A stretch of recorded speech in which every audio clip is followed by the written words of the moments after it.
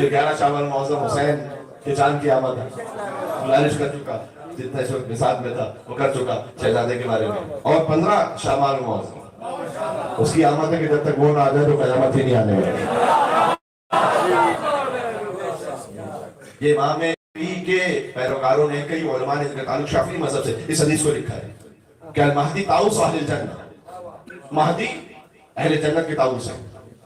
طاؤس کا مطلب پتہ ہے کہ یہ حضور نے فرمایا کہ میری نسل سے جو مہدی ہیں، طاؤس کہتے ہیں پیکاک، مور کو، مولا امام زمانہ کو رسول اللہ نے مور سے تشبیہ دی۔ پتہ ہے کیوں؟ اس لیے کہ ہر پرندے کا ایک خاص رنگ ہے، کسی کا سیاہ ہے، کسی کا سفید ہے، اور مور کا اس میں سارے رنگ ہیں، دیکھ سکو تو مور پہ سارے رنگ۔ اس لیے حضرت حجت کی ذات والا صفات سے ہر نبی اور ہر معصوم کی صفت ظاہر ہو جائے گی۔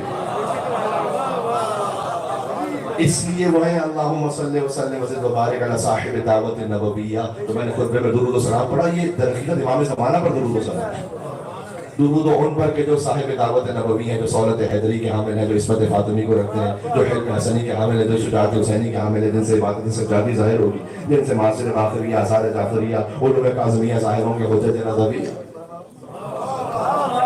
آپ ان امام کے ماننے والے ہیں؟ سمجھ آ رہی ہے؟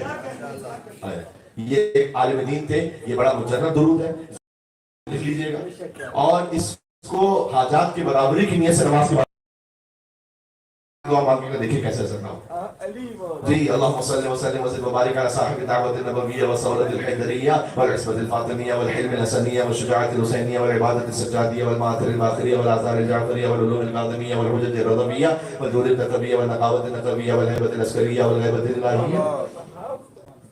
ایک عالم دین جو خواب میں خود حضرت حجت ہے، اور فرمایا کہ جیسے تم ان پہ درود بھیجتے ہو نا، ایک نام بڑھاؤ اس میں۔ کہا مولا اس میں ایک نام اور کون سا بڑھ سکتا ہے؟ ان 14 میں کون سا نام بڑھ سکتا ہے؟